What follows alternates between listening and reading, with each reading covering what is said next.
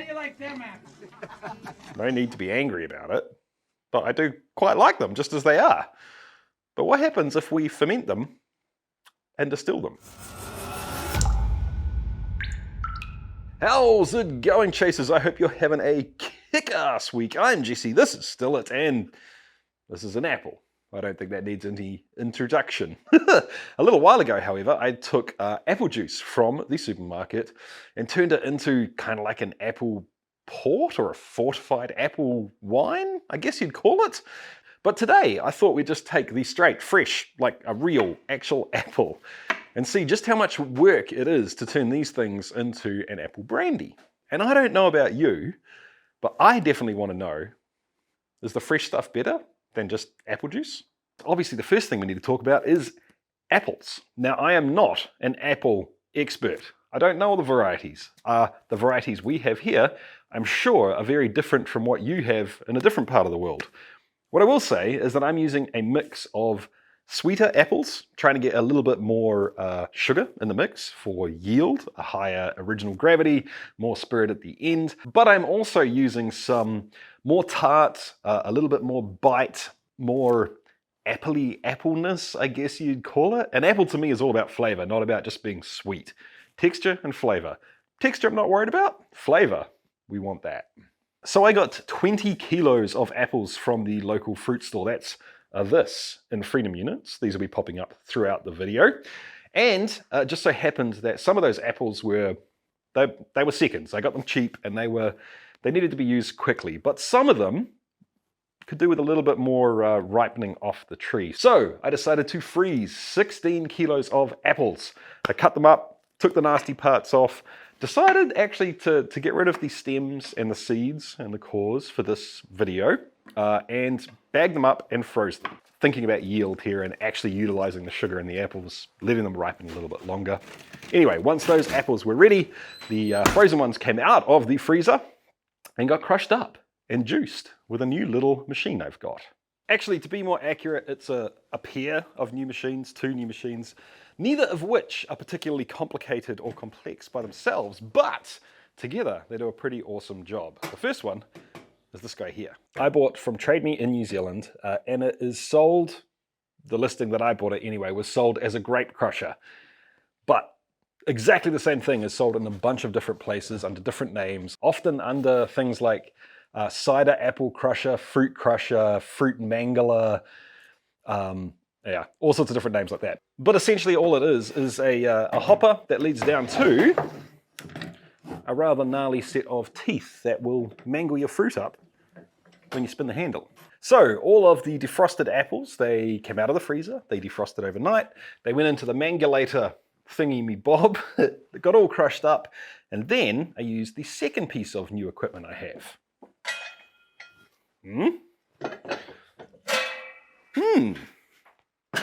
I just realized I lied to you before. The mangulator I got off AliExpress. This I got off Trade Me.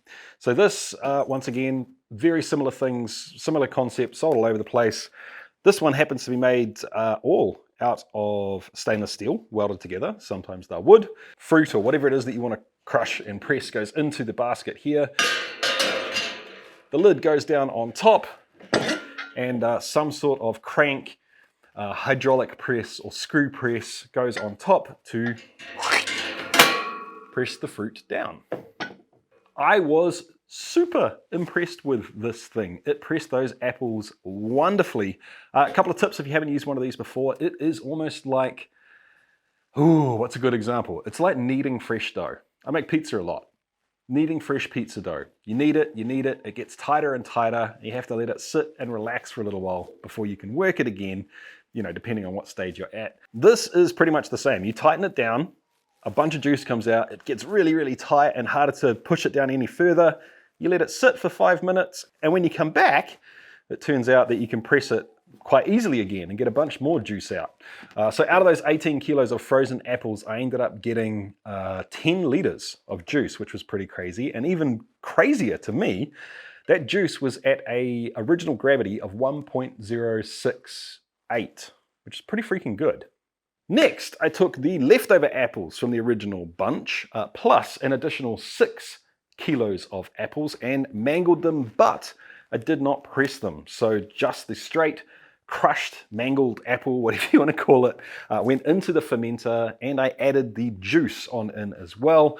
Now, at this point in time, I was right on the border of thinking that there was enough liquid in there, maybe not enough. So I added another 2 liters of water just to make things a little bit more liquid. And I also added in some pectinase just to help break down that solid fruit as well. For the yeast, I decided to use EC 1118, and I know that a bunch of you guys gave me feedback suggesting that there were better yeasts out there to use for this kind of thing. And to be fair, I actually completely agree with you. I used EC 1118 for the juice because I wanted to know it was going to ferment. Because I wasn't entirely sure if, juice out of a bottle would just ferment easily. So for this experiment, I thought I would keep the yeast the same so I can do more of a close comparison between fresh fruit and apple juice. But I think what maybe we should do in the future is take everything I've learned from this video and everything I've learned from the supermarket juice video, put those together along with your comments and suggestions, chuck them down below, to make kind of the ultimate apple experience for distilling in terms of both ease, production volume, and taste. Does that sound fun? If you have ideas, let me know down below.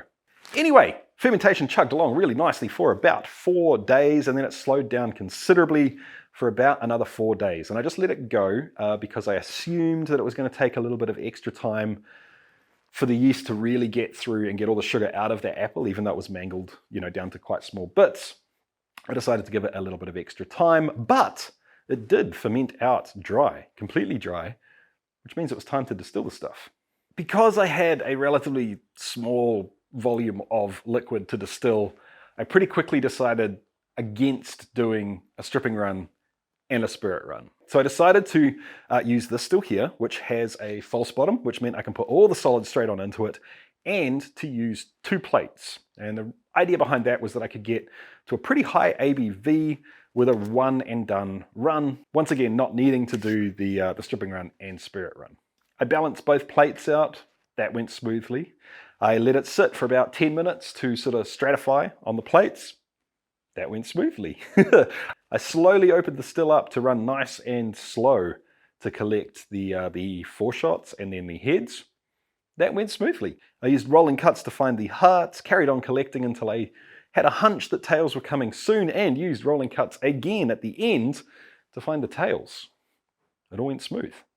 I ended up with 700 mils of distillate at 86%. I proofed it down to 40%, and I got left with this, which is a little over 1.5 liters of the fresh apple brandy. What are these two, you may be asking? This is the straight brandy. I kept a wee sample of it from the supermarket apple juice, and this is the version that I blended back in with the wine. So this is basically like, I guess, fortified apple wine, apple port, apple juice brandy, fresh apple brandy.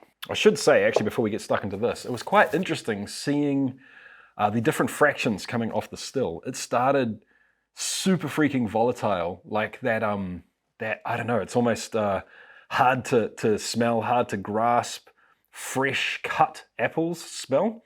And that was so close to the crossover point between heads and hearts. I went slightly more headsy than I normally would to get a little bit more of that real volatile, like crisp, fresh cut.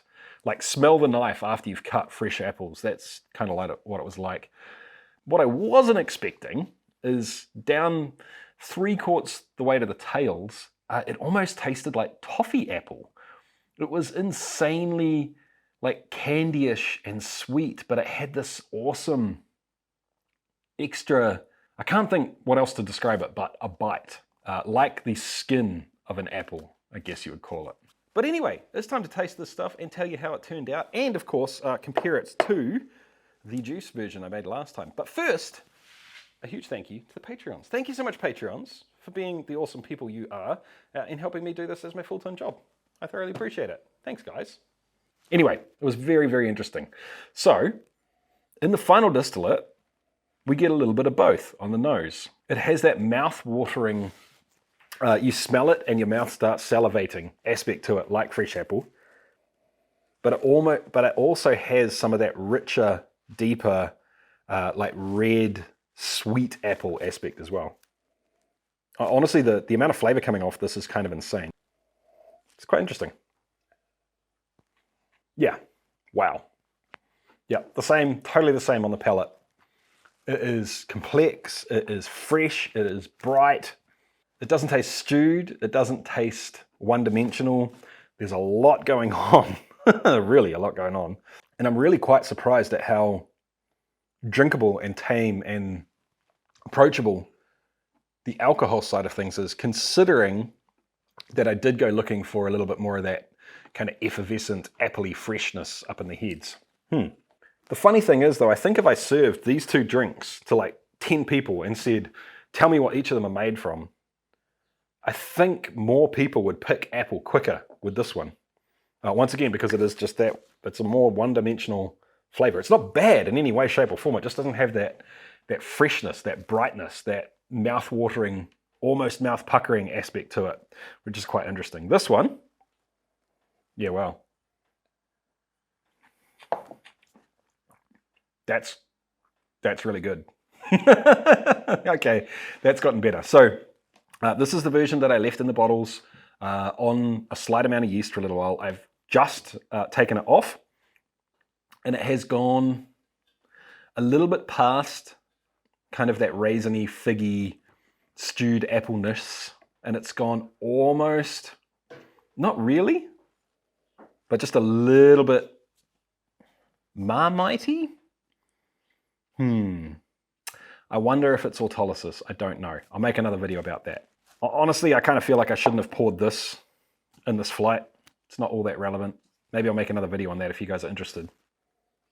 If the question is, does the fresh apple version taste more like, does it better represent fresh apples than the juice version? The answer is just yes. There's no debate about it in my mind. But if we want to start talking about which one is best, I feel like we need to start bringing in some sort of concept like, is the extra effort and the extra cost worth it? Because this one did cost more to make, and it was a whole lot more of a pain in the ass. Now, I don't know. I don't feel like I can answer that question for you, because it's a relative thing. For me, yeah, I would rather make this than this if I was going to do it again in the future.